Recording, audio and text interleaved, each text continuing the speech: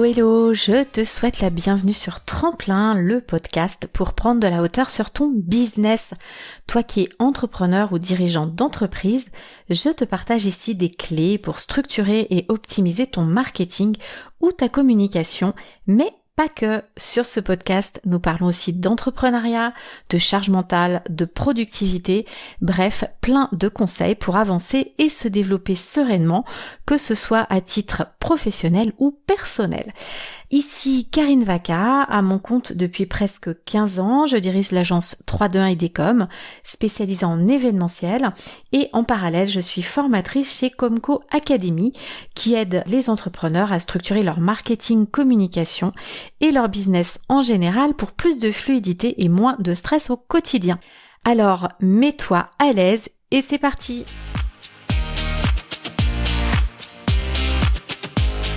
Dans cet épisode, donc, nous allons parler mailing papier et emailing, particulièrement du coup des avantages, des inconvénients de chacun.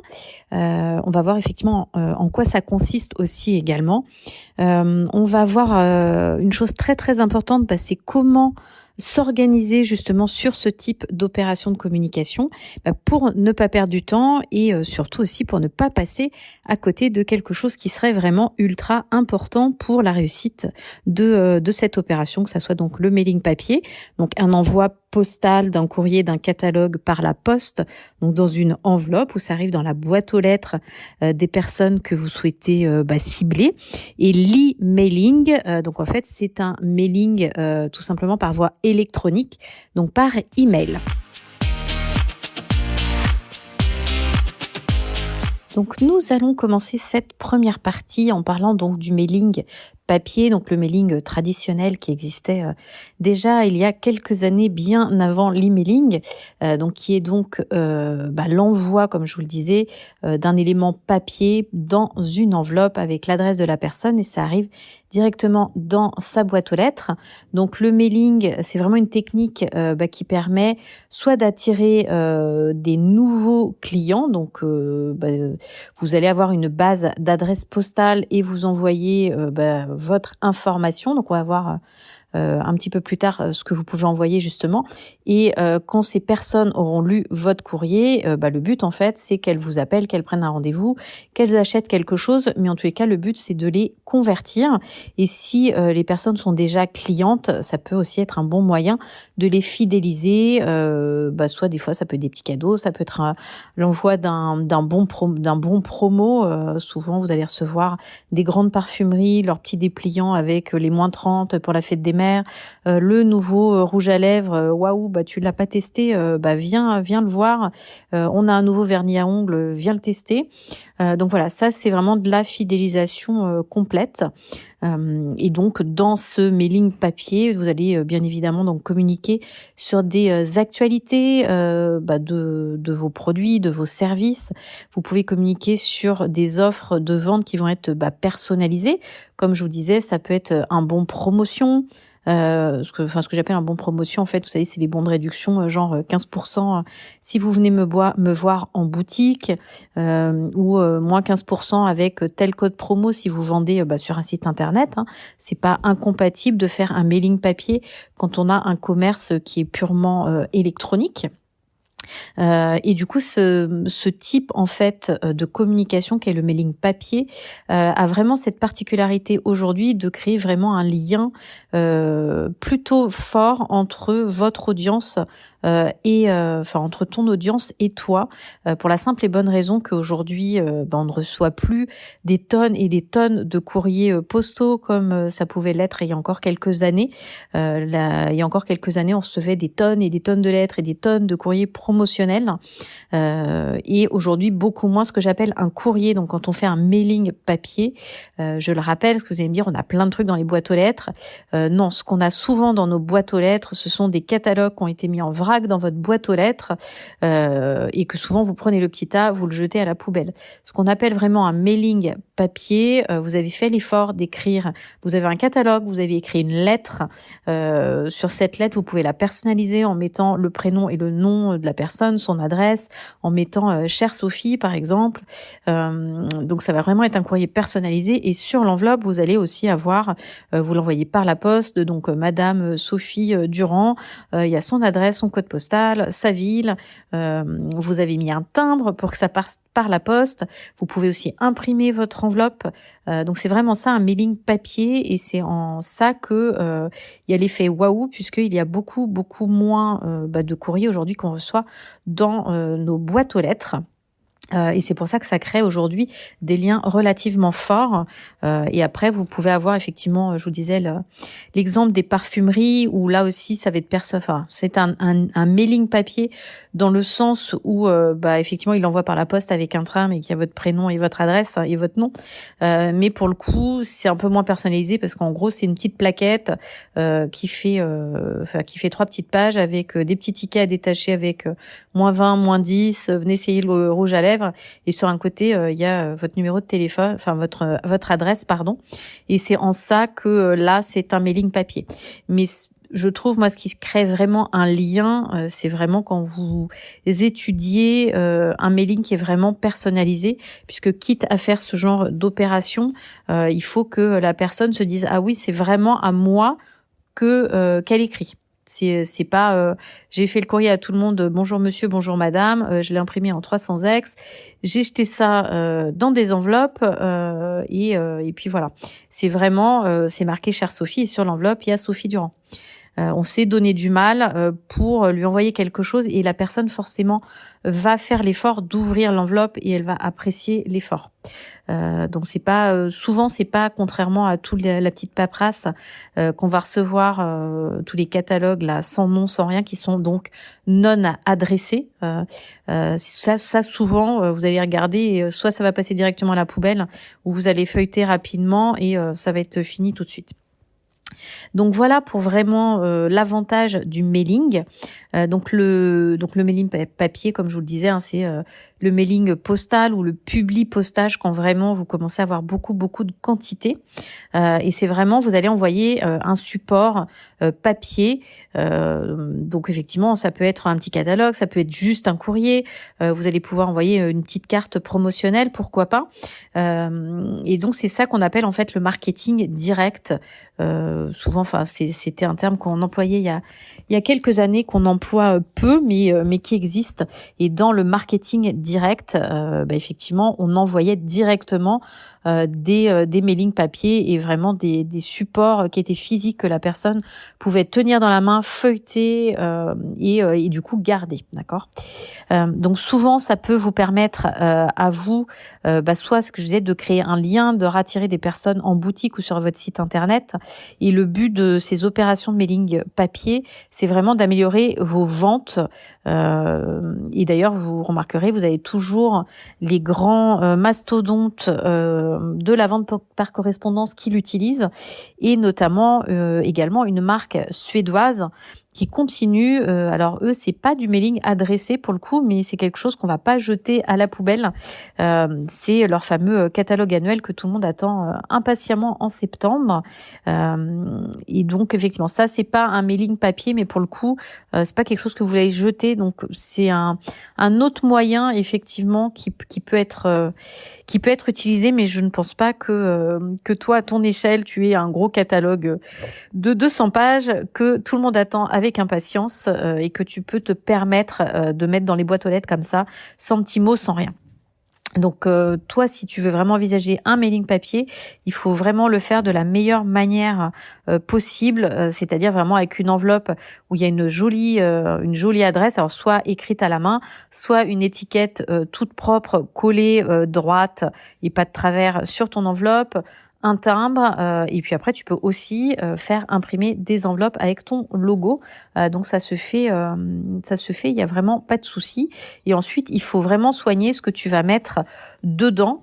Donc souvent, on met quand même un courrier qui explique pourquoi tu écris à cette personne, et ce courrier va être accompagné en fait effectivement d'un petit document, soit un petit dépliant, soit tout simplement un petit document, une seule page, recto verso, donc ce qu'on appelle un flyer. Tu peux tout simplement garder que le courrier si c'est une invitation, et tu mets l'invitation dans le courrier, ou alors tu fais un carton d'invitation, un peu comme quand tu invites les gens à un mariage par exemple. Tu peux aussi sur tes clients par exemple, tes meilleurs clients, donc tes clients VIP, envoyer une carte de vœux. Il se trouve qu'effectivement là c'est la bonne saison pour faire ça. Tu peux aussi envoyer à tes clients VIP un petit cadeau. C'est pas forcément au moment des fêtes de fin d'année ou de la nouvelle année, hein. Ça peut être une date d'anniversaire d'un contrat avec eux, ou parce que tu vas signer justement où ils ont passé un palier et ils deviennent un très très bon client pour toi. Donc ça peut être une occasion effectivement de marquer le coup et d'envoyer ce fameux mailing papier. Tu peux aussi envoyer des fois, si tous les ans tu fais un petit bulletin d'information où tu veux vraiment marquer les esprits avec un nouveau produit, tu peux effectivement l'envoyer en mailing papier ou un catalogue de quelques pages si tu en as. Donc comment tu vas réussir à avoir un mailing qui est vraiment optimisé? Donc déjà, il va falloir que tu définisses en amont vraiment le message de ton mailing papier. Ça, c'est ultra important de savoir pourquoi tu écris à ces personnes et qu'est-ce que tu souhaites qu'elles fassent. Donc pareil, à nouveau, le fameux CTA, le call to action, quelle est l'action que tu souhaites que ces personnes fassent une fois qu'elles ont lu ce que tu leur as envoyé par la poste, d'accord ? Et de la même manière, en fait, que tu vas réfléchir tes campagnes de pub ou autres, comme tu envoies ton courrier pour une raison très particulière, il y a de grandes chances que ce courrier s'adresse à une cible très précise. On revient à la problématique de l'avatar. Et donc, quand tu vas choisir tes adresses pour envoyer ce courrier, comme ton courrier va correspondre aux besoins d'un avatar spécifique, eh bien les personnes que tu vas sélectionner dans ton échantillon d'adresses postales doit correspondre à ton avatar. C'est ce qu'on appelle ta liste d'adresses tout simplement. Donc elle doit être qualitative. Donc fais attention surtout de ne pas acheter n'importe quelle base d'adresses n'importe où pour pas avoir un fichier qui ne va vraiment pas te servir parce que j'attire ton attention pareil avant de te lancer dans ce genre de choses. Monte un budget, c'est-à-dire déjà dans ton budget, qu'est-ce que tu vas y mettre justement l'achat de ce fichier. Si tu veux par exemple prospecter sur des futurs clients, donc pour arriver à les convertir, si tu veux envoyer un catalogue justement pour arriver à ce que ces personnes passent une première commande chez toi. Mais après, ça peut être aussi tes adresses à toi de tes propres clients parce que tu veux qu'ils fassent de nouveaux achats chez toi, d'accord ?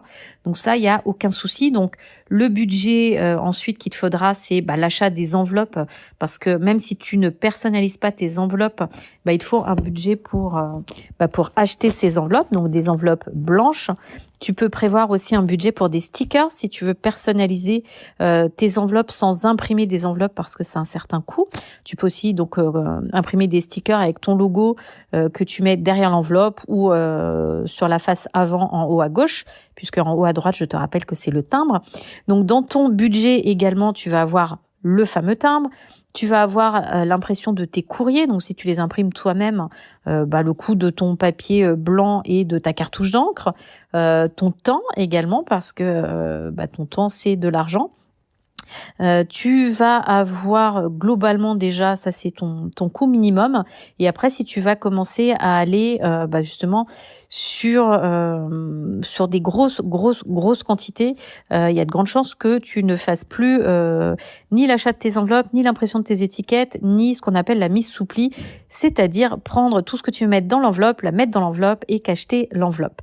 Tu vas passer par ce qu'on appelle un routeur. Le routeur, en fait, c'est l'entreprise qui est spécialisée et qui va faire tout ce travail à ta place, c'est-à-dire que toi, tu vas lui donner tout ton fichier adresse à des personnes qui doivent recevoir ton mailing papier.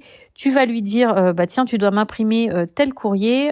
Ici, ça va être cher. Et tu mets le prénom puisque je l'ai dans mon tableau Excel, par exemple. Et tu vas lui joindre un de mes catalogues. Et ces catalogues, comme il y a, 1500 personnes, je te fais livrer 1500 catalogues.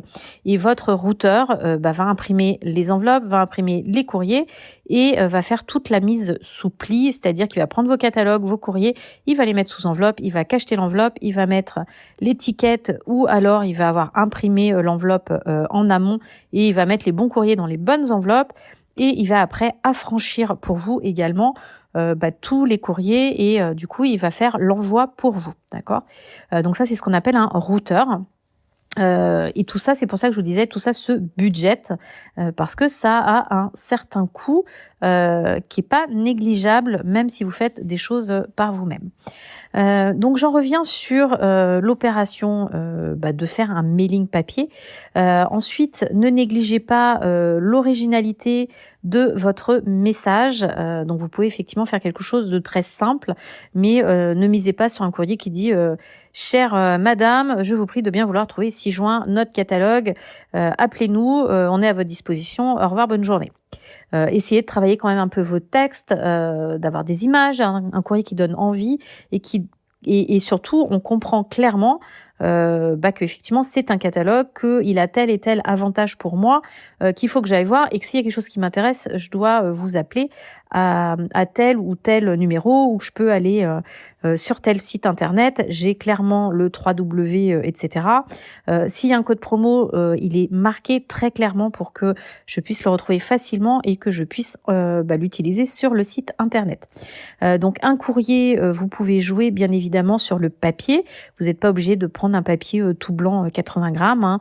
Il y a des choses plus épaisses, il y a aussi des finitions. Vous savez, il y a le papier tout blanc, tout fin, mais vous pouvez aller miser sur des papiers en fait qui ont des matières. Vous pouvez utiliser des papiers écologiques. Vous n'êtes pas obligé non plus d'utiliser le format A4 traditionnel. Il y a aucun souci. Donc jouez vraiment avec ça, avec les papiers, avec que ce soit le papier de votre courrier ou le papier de votre enveloppe. Le papier n'est pas forcément blanc. Hein, il peut être crème, il peut être beige, il peut être ce que vous voulez. Et puis jouez vraiment avec les mots par rapport à votre texte et vous pouvez aussi jouer avec l'essence de votre client. Donc vous pouvez mettre un pchit de parfum justement. Je vous disais de mettre des images, que c'est important pour la vue, de mettre du gras, de mettre de la couleur. Le toucher, ça sera effectivement le papier comme je vous le disais. Donc vraiment garder tout ça en tête, c'est vraiment ultra important. Et donc, comme je vous disais, ne négligez pas dans votre texte donc le call to action, c'est-à-dire l'appel à l'action pour que votre destinataire comprenne clairement ce qu'il doit faire une fois qu'il a fini de lire votre courrier et en quoi c'est avantageux pour lui. Au niveau de l'enveloppe, comme je vous le disais, surtout personnalisez votre mailing papier. Donc si vous arrivez à mettre chère Sophie, chère Evelyne sur votre courrier, il ne se sentira que plus concerné par ce que vous lui racontez, d'accord. Le plus c'est personnalisé, le plus il aura l'impression que vous avez vraiment écrit pour lui. Il va vraiment penser que tu lui as envoyé un message que à lui et que c'est pas forcément un mailing. Et le plus il y a de personnalisation, le moins il se doute que tu as envoyé 200 courriers à 200 prospects, tout simplement. Et c'est vraiment la meilleure manière aujourd'hui de créer une relation de confiance avec ce prospect.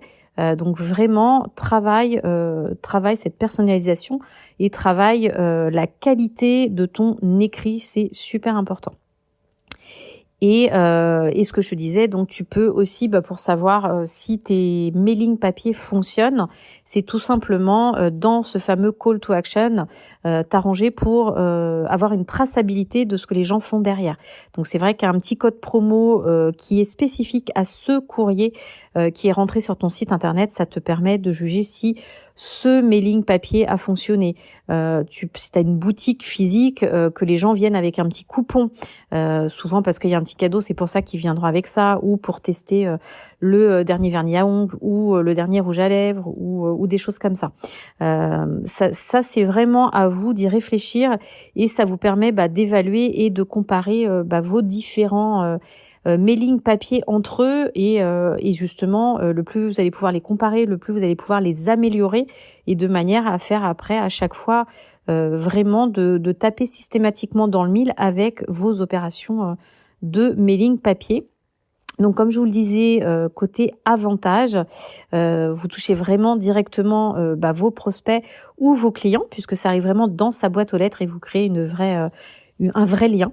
Il est totalement personnalisable.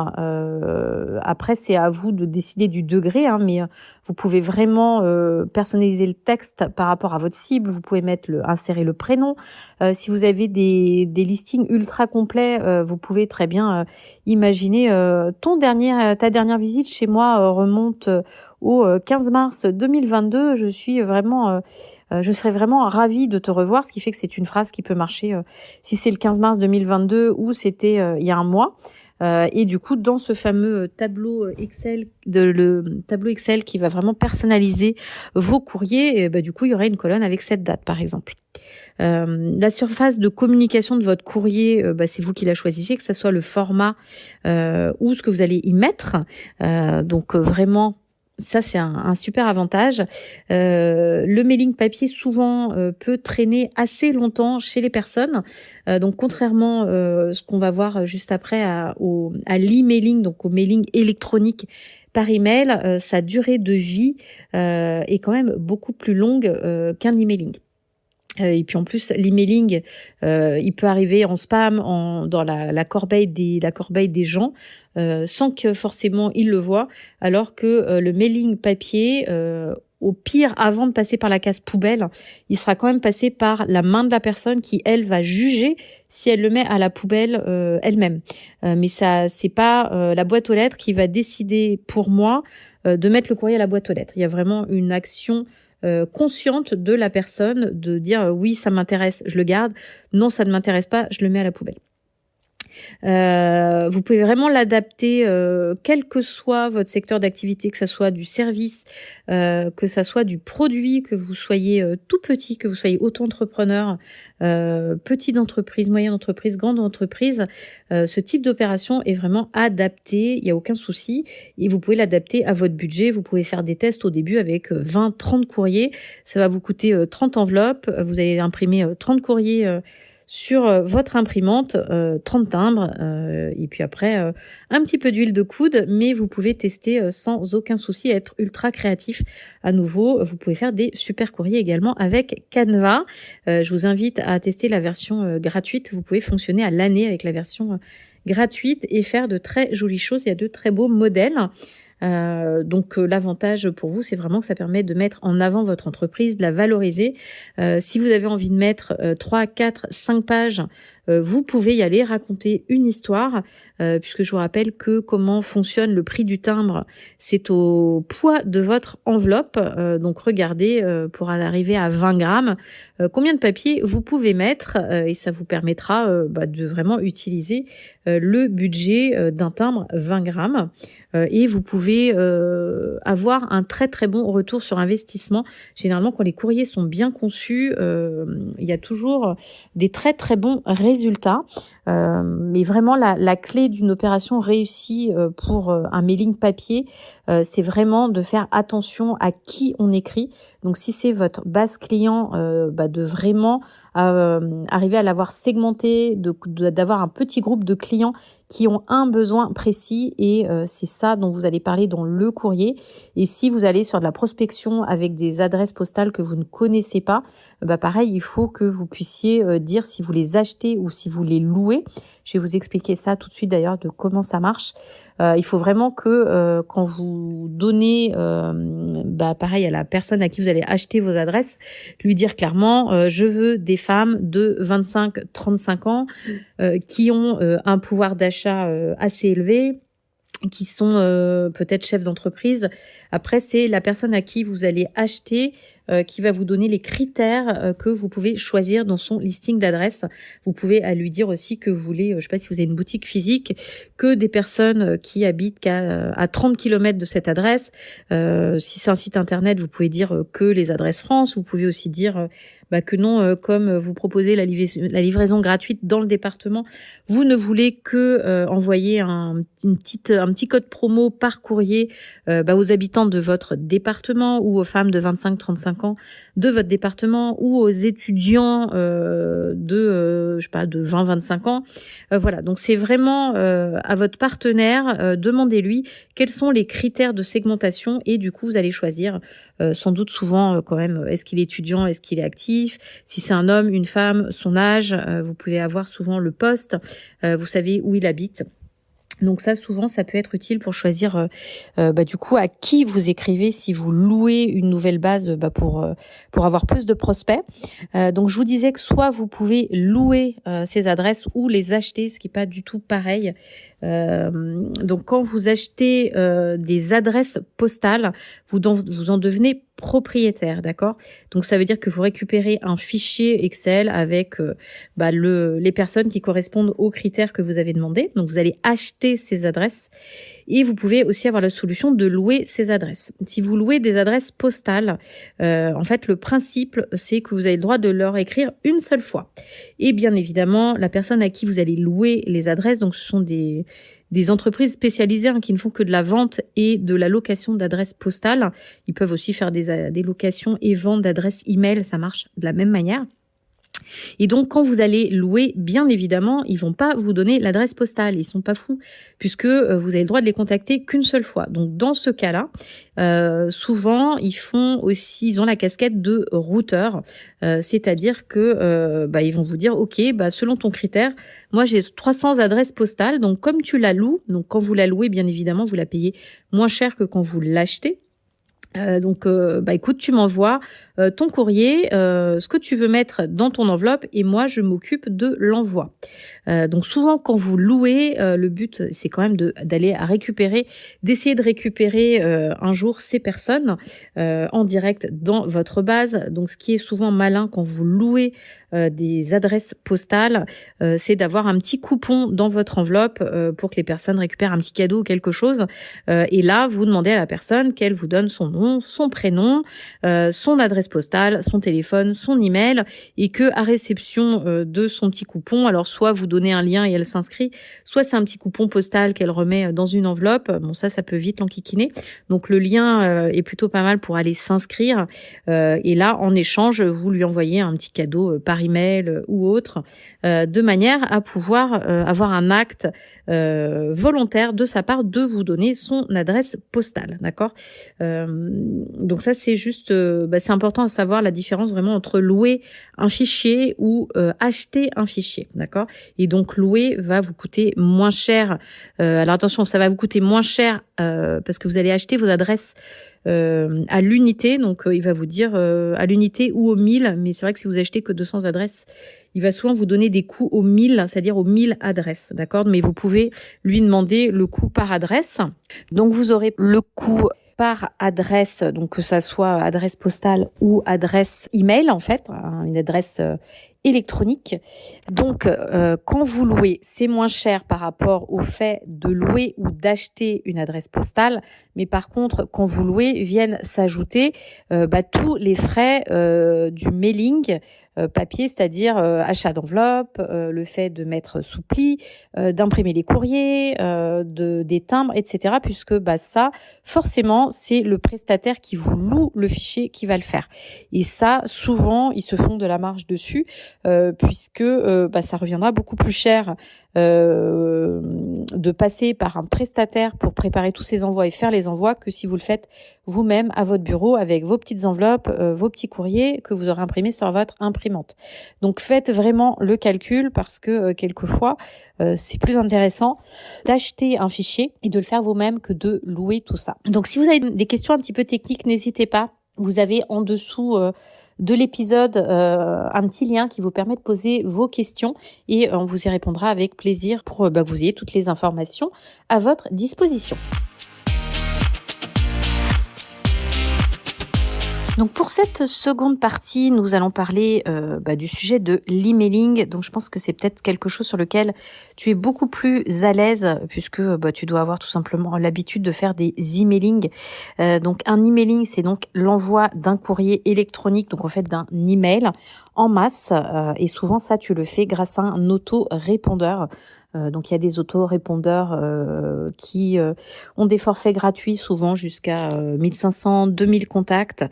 Tu peux aller regarder du côté de Mailchimp, tu peux aller voir du côté de Sendingblue, il y a également ActiveCampaign.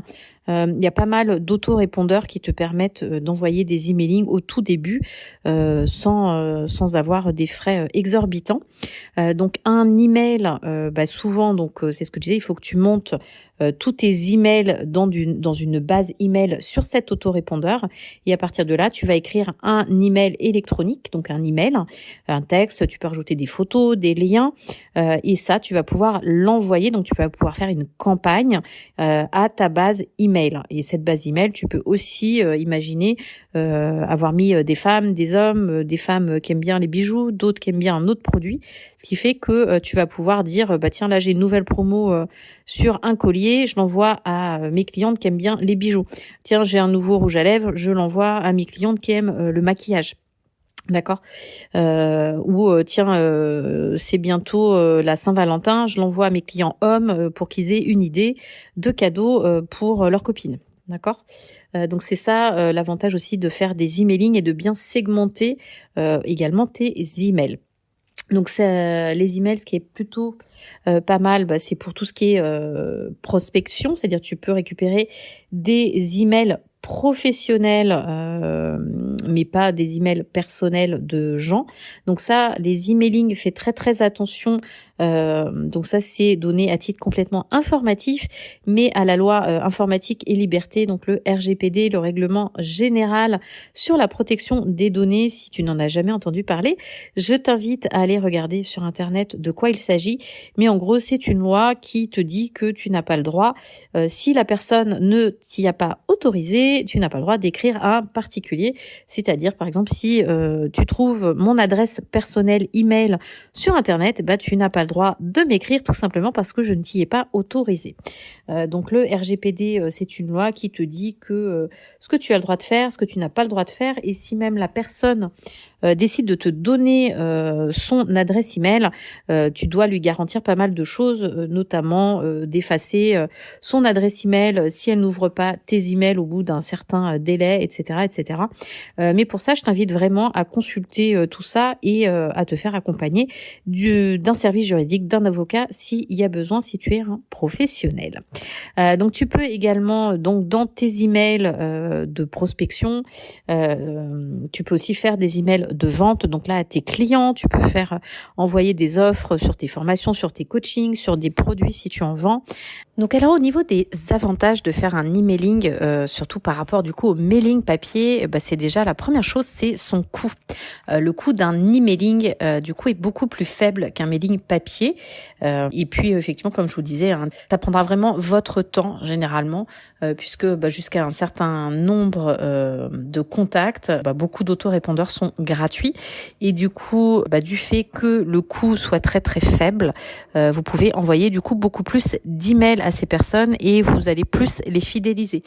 Donc il y aura aussi un lien qui va se faire, sauf qu'effectivement il faut des personnes qui ouvrent les emails, et c'est vrai que souvent le gros souci sur les emailing, ça peut être le passage en spam. Donc faites attention, il y a souvent des petits réglages à faire pour que vos emails ne passent plus en spam, comme régler le SPF. Enfin, il y a d'autres petites choses. Regardez sur Google vraiment ce qu'il y a à faire. Vous serez étonnés, il y a des petites choses un petit peu techniques, mais vous le faites une fois et c'est terminé, et ça améliorera ce qu'on appelle votre taux de délivrabilité, c'est-à-dire passer la barrière du spam, notamment chez Gmail ou des grosses boîtes comme ça, des grosses boîtes email, les Yahoo, les Google. Ça, c'est vraiment super important. L'avantage aussi, c'est que si vous les prévoyez à l'avance dans votre base de données, vous allez vraiment pouvoir segmenter ce que je vous disais, hein, les hommes, les femmes, ce qu'ils achètent. Mais la segmentation, c'est vraiment à vous de la trouver en fonction de vos produits, de votre activité, que ça soit de la vente de produits ou de services. Vous pourrez utiliser notamment ce qu'on appelle les tags, c'est-à-dire un principe de mots-clés qui sera pas le même selon les destinataires. Et comme ça, vous aurez des bien meilleurs résultats d'ouverture. Ce qui est important vraiment pour un autorépondeur, pour que vous soyez de mieux en mieux délivré, en fait, c'est votre taux d'ouverture. Il doit être le meilleur possible et votre taux d'ouverture sera bon uniquement si vous envoyez le bon message à la bonne personne. Si systématiquement vous envoyez un email à toute votre base, il y a de grandes chances que votre taux d'ouverture soit mauvais et du coup, le plus vous allez envoyer d'emails, le moins il sera distribué et le plus vous allez passer en spam. Donc faites attention à ça et nettoyez régulièrement votre base email également, puisque des gens qui n'ont jamais ouvert votre email depuis 1 an, 1 an et demi, 2 ans, je pense que vous pouvez les enlever sans souci de votre base de contact et du coup ça va améliorer vos taux d'ouverture et vous serez de mieux en mieux distribué. Donc faites le ménage souvent, déjà pour la santé de votre base email et surtout parce que j'en reviens au RGPD, quand vous l'aurez lu, vous verrez, ça fait partie également des choses que vous devez pouvoir garantir, le fait de supprimer les personnes quand il le faut après un certain délai, d'accord ? Et l'avantage aussi, c'est que vous pouvez obtenir beaucoup de statistiques intéressantes quand vous faites une campagne d'email, donc une campagne à nouveau un envoi. Vous saurez qui a reçu les emails, qui ne les a pas reçus, vous saurez qui a lu, qui a cliqué, sur quel lien. Donc l'avantage, c'est que vous pouvez même envisager après, s'il y a 10 personnes sur les 1000 à qui vous allez envoyer un email, qui ont ouvert votre lien et qui ont cliqué sur votre lien, vous pouvez envisager d'envoyer un email que à eux, voire de les appeler au téléphone en disant oui, j'ai vu que tu étais intéressé, que tu avais cliqué sur le lien, je peux peut-être t'aider, et vraiment d'avoir quelque chose qui est ultra personnalisé pour ça. Et donc le dernier point de cette partie concerne en fait l'organisation d'un emailing, puisqu'il y a des petites choses à faire dans le bon ordre. Donc déjà, la première chose, c'est toujours de connaître votre message que vous avez envie de raconter et quel est le call to action que vous souhaitez mettre dans votre email. Donc c'est-à-dire l'action que vous voulez que la personne fasse. En fonction de ça, effectivement, ça veut dire que cette offre ne correspondra pas à toute votre base d'email. Donc il faudra faire un choix de segments pour l'envoyer. Donc les fameux tags, donc en fait c'est votre cible. Une fois que vous aurez tout ça, vous pourrez écrire votre email, donc en insérant des photos pour avoir toujours quelque chose de joli. Vous pouvez jouer avec les typographies, du gras, des couleurs. Vous pouvez rajouter des emojis, trouver votre style d'écriture également, un style qui n'est vraiment qu'à vous. Travailler votre texte également. Et surtout, une chose que beaucoup de personnes oublient, c'est avant d'envoyer votre email, vous devez avoir une fonction quelque part qui est d'envoyer un email test sur l'adresse email de votre choix. Donc en fait, ça n'envoie qu'un seul email, par exemple sur votre boîte email, pour aller ouvrir en vrai dans une boîte, vérifier qu'il n'y a pas d'orthographe, qu'il n'y a pas de faute de grammaire, pour vérifier vos liens, si c'est bien les liens que vous vouliez mettre, si les photos ressortent correctement. Et une fois que effectivement tout ça est OK, donc alors bien évidemment s'il y a des modifs, vous les faites, vous refaites un test. Et quand le test est complètement probant, que tout est OK, là, vous pourrez faire votre envoi et uniquement après, à ce moment-là. Un des avantages que j'avais pas évoqué sur l'emailing, c'est qu'on peut programmer ses envois. Donc ça, c'est vraiment plutôt pas mal puisque vous pouvez programmer toute une série d'emails. Vous pouvez, aujourd'hui, je sais pas si on est en décembre, vous pouvez le programmer pour le 15 janvier, un autre pour le 15 février, etc., etc. Et puis, certains autorépondeurs peuvent aussi vous créer des campagnes en fonction après d'actions. Donc là, on n'est plus sur l'emailing de masse, c'est juste pour que vous sachiez que ça existe. Par exemple, s'il y a un clic sur un lien ou un achat spécifique sur une boutique, ça peut en fait envoyer automatiquement, par exemple, vous savez, les fameux emails de rappel de panier abandonné. Ça peut vous proposer une vente de produits complémentaires ou plein d'autres choses. Donc voilà pour ce petit tour sur les emailing. Et donc, n'oubliez pas qu'une fois que votre email est envoyé, c'est absolument impossible de venir le modifier. Donc pensez vraiment à faire vos tests et à bien tester, valider les emails avant de les envoyer. C'est vraiment ultra important. Et nous ici, comment on gère tout simplement l'envoi de nos emailing, donc par exemple pour des newsletters, eh bien on le gère tout simplement avec Notion. En fait, dès qu'on a un gros projet, c'est vraiment notre logiciel de prédilection sur lequel on gère absolument tout ce qui est lié à l'entreprise. Ça passe de la gestion de clients, de la gestion de projet, la gestion de nos parutions réseaux sociaux et aussi la gestion des emailing. Donc écoutez, j'espère que tout ça c'était clair. N'hésitez pas à poser toutes les questions dans le lien sous l'épisode et puis à écouter toute la dernière partie de ce podcast. Donc j'espère que cet épisode vous aura un peu éclairé sur les différences vraiment entre le mailing papier et l'emailing. Donc c'est vrai qu'aujourd'hui sans doute tu dois pratiquer ou dans peu de temps tu vas pratiquer les emailing vu que c'est quelque chose de gratuit qui a quand même beaucoup d'avantages, que ce soit la segmentation, faire les tests, faire des jolies choses, pouvoir absolument avoir toutes les statistiques qu'on veut sur ce qui se passe, pouvoir améliorer ses envois. Et du coup tu as peut-être également découvert donc le mailing papier que tout le monde peut oublier puisque ça fait quand même quelques années que ce n'est plus à la mode, mais ça peut rester quand même une très très bonne pratique pour marquer les esprits et créer un véritable lien sur certaines de tes cibles, mais par contre attention au budget et attention effectivement aux prestataires que tu pourrais utiliser pour ça.